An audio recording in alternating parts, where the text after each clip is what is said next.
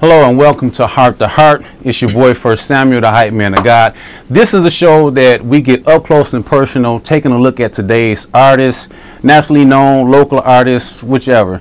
We are looking at a group today that is no strangers to the entertainment business, doing a mighty work for the Lord Jesus Christ. Jarrell, Torrance, and Evans. Did I get it right? Yes, it. All right. Also known as 2103. Gentlemen, how you doing today? Excellent. All right. All right. I understand that you guys did not even know each other before you became 2103. We did not. Not at all. Not at all. And y'all come in the studio like y'all just grew up together, best friends and everything. You would not know this if I didn't hear this coming. So how did this all come about? How did you guys become 2103? Well, Pajam, which is our production team, that's Walter Kearney, Mm-hmm. Paul Allen, and Jay Moss. You know, they had auditions here in Detroit Okay. for a male group.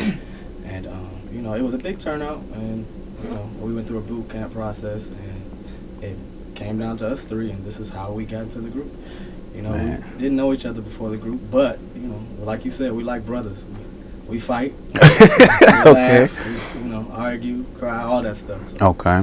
So I remember one of the songs you came out with, I believe it was probably on your first project, I'm Sorry. Yeah. Yes.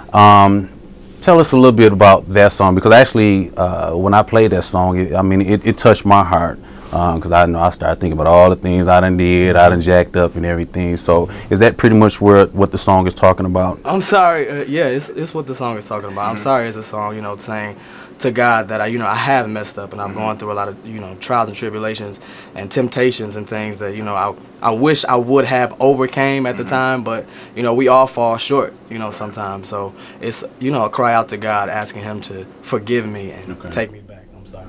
Now, do people kind of look at you guys like y'all don't make mistakes at all or anything like that?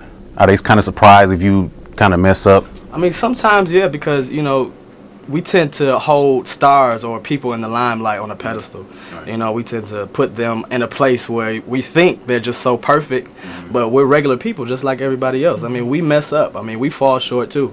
We have temptation. I mean, temptation wouldn't be what it is unless it was something that you were drawn to or attracted to. You know, so yeah, we mess up, but people do tend to hold us to a higher standard. Right. Spiritual business. Spiritual business. Tell us a little bit about that one.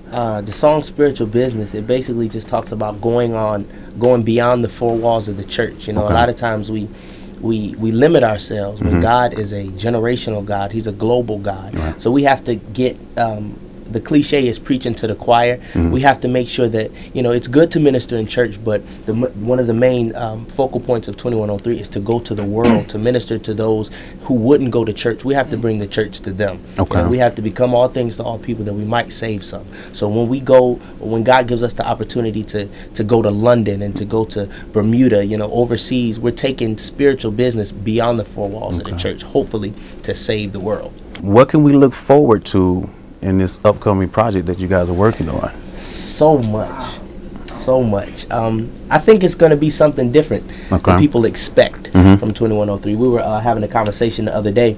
It was a difficult process taking music from those who submitted it for this album, because a lot of the submissions that we got were what we've done before. Okay. So we were going in a different direction. So we had to weed through, you know, it was all great music, right, but it was just with the direction in mind that we're going in. We had to kind of weed out what some people sent. But we're doing a lot more writing, a lot more production on this album, ourselves, individually, collectively, and with Pajam.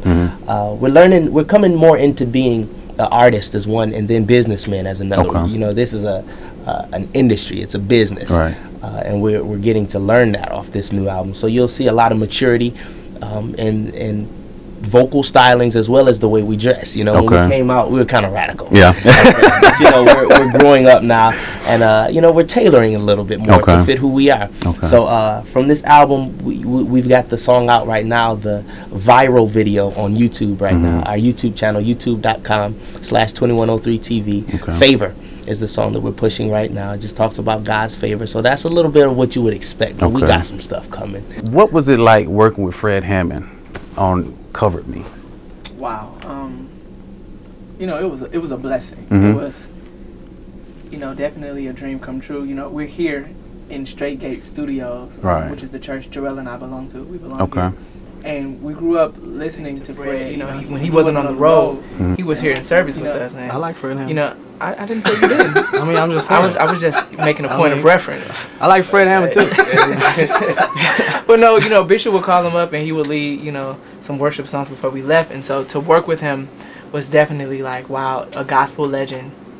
Along with Smokey Norfolk and J Moss, they put their stamp of approval on the 2103 sound. And you know, for him to reach down as a big brother in the industry to say, you know, I'm covering you, I got you, and then to garner a Grammy nomination off of it was, you know, it's amazing. It's a testament to gospel.